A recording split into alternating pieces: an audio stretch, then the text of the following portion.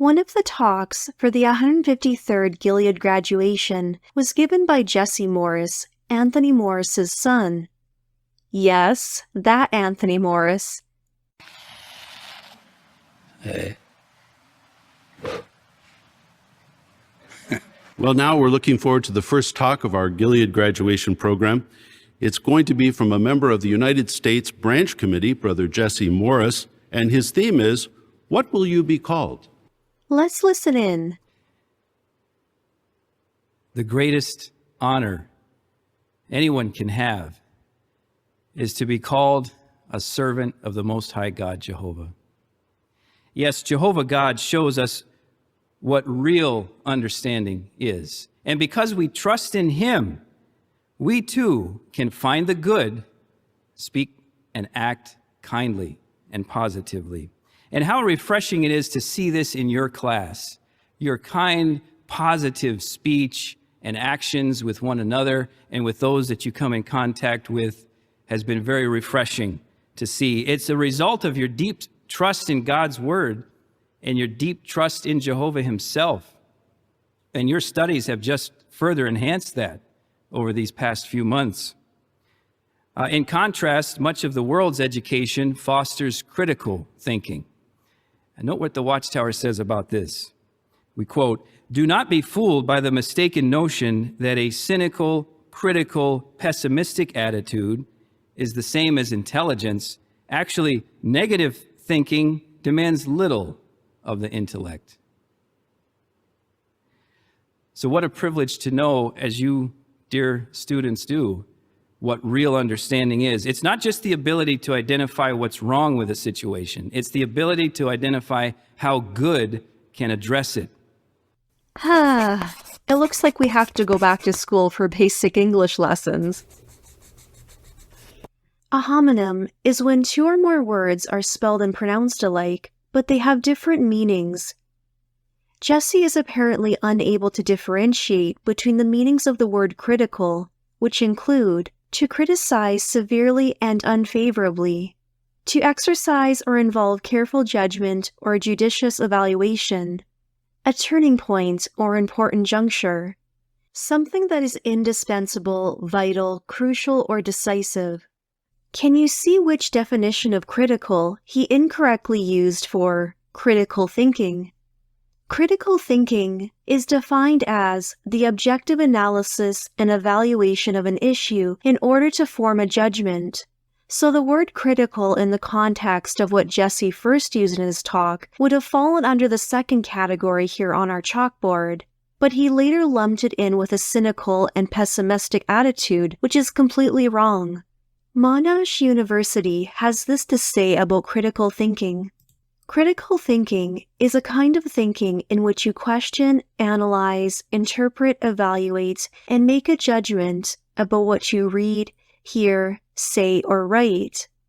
The term critical comes from the Greek word kritikos, meaning able to judge or discern.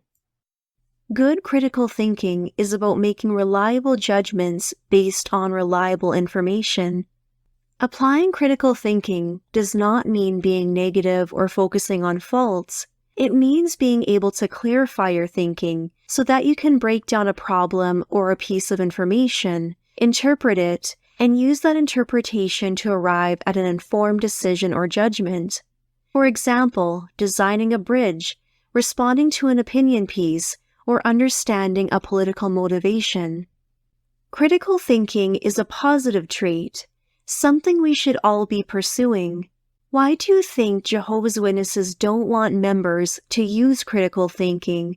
Why do Jehovah's Witnesses not want members to question what they read and hear about the organization? Remember, his father was against a university education. As most of you know, I am a father. My wife and I raised two boys in the truth. Once a father, always a father. So even though my sons are grown and married, I still think like a father. And that is why I wanted to address this subject on JW Broadcasting. Higher education.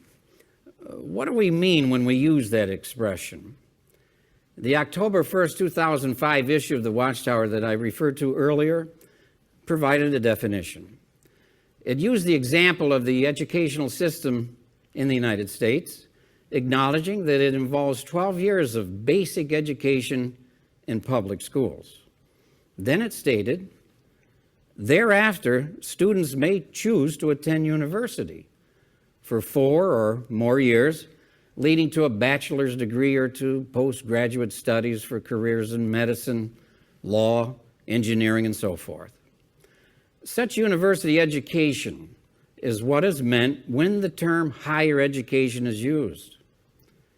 It is the potential for spiritual harm that has moved us to provide the cautions we have shared in the past. That all too often, our young people have met with spiritual disaster, especially after leaving home and living on a university campus.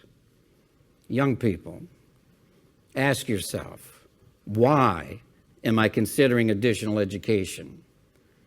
Is it because I'm pursuing a specific skill or trade to support my service to Jehovah? Or have I been pressured by the system into believing that higher education will somehow make me a more respected person or lead me to a better life? It is one thing to work on a job with others and quite another matter to immerse oneself in an institution of learning. Back to Jesse Morris, I've read conflicting reports whether he believes he's one of the 144,000 or anointed like his father. If you've seen Jesse Morris partake at a memorial, please post the year and location in the comments. I hope he does believe he is one of the anointed, because think what that would mean. According to Jehovah's Witnesses, since Pentecost 33 CE, only 144,000 people worldwide have been chosen to rule as kings and serve as priests with Jesus in heaven. How reasonable is it that God chose a father and son from the same family? For a deep dive on the 144,000, please watch my video, Why Has the Number of Memorial Partakers Increased? Governing body member Kenneth Cook had this to say, Experience shows that sheep-like ones tend to run in families. We'll repeat that. Experience shows that sheep-like ones tend to run in families. This has proven to be true over and over again. Could it be that when children are indoctrinated from birth in a high control group, there's an increased chance of them staying in their parents' religion? Wow, that looks like me. I have a question. What is it, my dear? How do you get baptized? That's a good question. And an important one. Mom looks so young in this picture. Hey! Yes, you can be young, like your mother. What matters is that you love Jehovah. Could the prospect of being shunned prevent family members from leaving?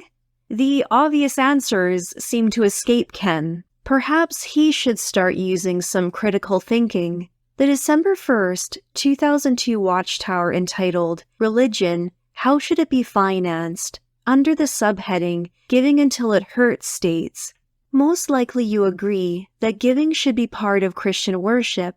However, do you find insistent appeals for money disturbing, perhaps even offensive? Brazilian theologian Inácio Strider accuses churches of resorting to tithing to solve their institutional problems and labels such practices illegitimate, abusive, and a theological aberration. The result, he observes, is that unemployed people, widows, slum dwellers, and those who are incapable of critical thinking conclude that God has abandoned them and that they are obliged to give so much to the preacher that their own families go hungry.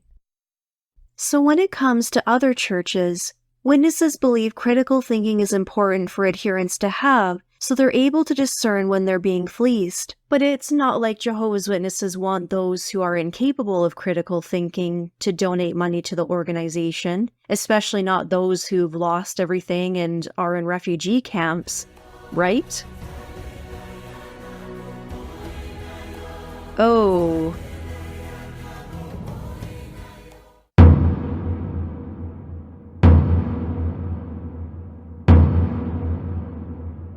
Further on in the June 2023 broadcast, this should set off alarms in anyone with critical thinking. Well, what about you, dear graduates, here before us today? Like those faithful ones of old, you are not alone in navigating your way. Jehovah is where he has always been, at the helm, guiding his people. The only difference is, today, Jehovah is providing direction through his faithful and discreet slave.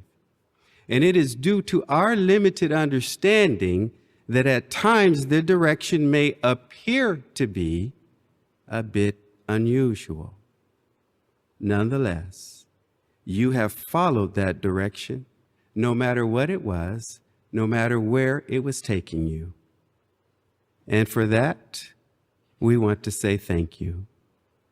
In fact, we want to thank all of you in our listening audience for being responsive toward the direction provided. But we thank especially you, dear Gilead graduates before us today. Now, why? Because during the 5 months that we have spent with you, we saw you. We saw how you closely followed the direction of the faithful slave. You did just so. The speaker is echoing what they wrote back in the November 15, 2013 Watchtower. At that time, the life-saving direction that we receive from Jehovah's organization may not appear practical from a human standpoint. All of us must be ready to obey any instructions we may receive, whether these appear sound from a strategic or human standpoint or not. The governing body is not inspired and not infallible.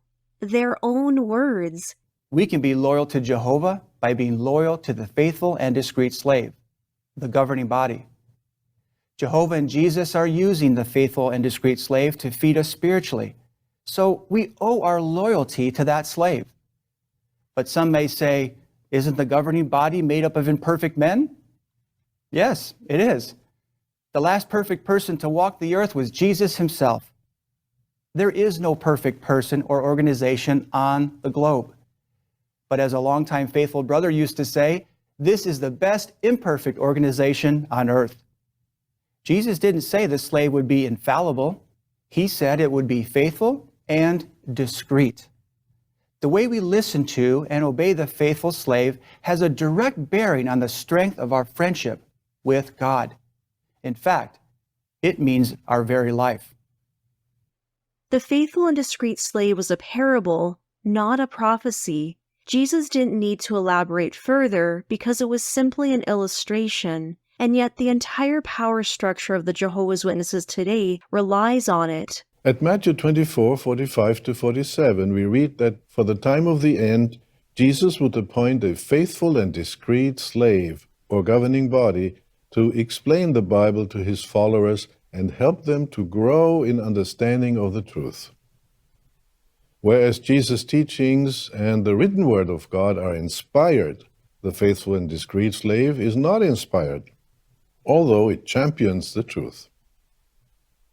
Nevertheless, the faithful slave provides spiritual food. Whereas in the first century there was supernatural knowledge available for apostles and Bible writers, in the time of the end, Jehovah does not bestow this miraculous gift anymore, as explained at 1 Corinthians 13:8. Although there is no divine inspiration today, still Jesus leads his people progressively through the services of the faithful slave. Jesus trusts that the imperfect faithful slave will do its best to convey spiritual food. Do you also trust the slave? The February 2017 Watchtower wrote, "Who really is the faithful and discreet slave? The governing body is neither inspired nor infallible. Therefore, it can err in doctrinal matters or in organizational direction. In fact, the Watchtower Publications Index includes the heading, Beliefs Clarified, which lists adjustments in our scriptural understanding since 1870. Of course, Jesus did not tell us that his faithful slave would produce perfect spiritual food. Again, it was simply a parable. Do you see how many excuses they hinge off of it? The July 2017 Watchtower in the article, Winning the Battle for Your Mind, states, "Keep in mind that Satan does not want you to think clearly or reason things out well. Why? Because propaganda is likely to be most effective," says one source, "if people are discouraged from thinking critically. Media and society in the 20th century, so never be content passively or blindly to accept what you hear." Do you see those ellipses in the quote? The 3 dots? Anytime you see that in a quote by Watchtower, it's important to look at the original source and see what they omitted. Let's find the quote in the book Media and Society in the 20th Century. There on page 78 it says, "Therefore, it is likely to be most effective if people do not have access to multiple sources of information and if they are discouraged from thinking critically." Do you notice what they omitted with the ellipses? The sentence, "do not have access to multiple sources of information." Isn't it ironic that in an article about the dangers of propaganda, the Watchtower omitted the sentence about having multiple sources? That's because they know if witnesses were to look at sources other than jw.org, they would be exposed. But they are right to say, never be content passively or blindly accept what you hear. That includes what you hear from the governing body. Please use critical thinking. Remember, that doesn't mean to be negative, pessimistic, or cynical. It means to question and analyze. They've attempted to elevate the governing body to the status of Jesus. The governing body could be likened to the voice of Jesus, the head of the congregation. So when we willingly submit to the faithful slave, we're ultimately submitting to Jesus' authority and direction. 1 John 4 verse 1 says, "Beloved ones, do not believe every inspired statement, but test the inspired statements to see whether they originate with God, for many false prophets have gone out into the world." The governing body have admitted they aren't even inspired, so how much more should you be questioning their statements? Please like, share, subscribe, and comment. I would really appreciate that.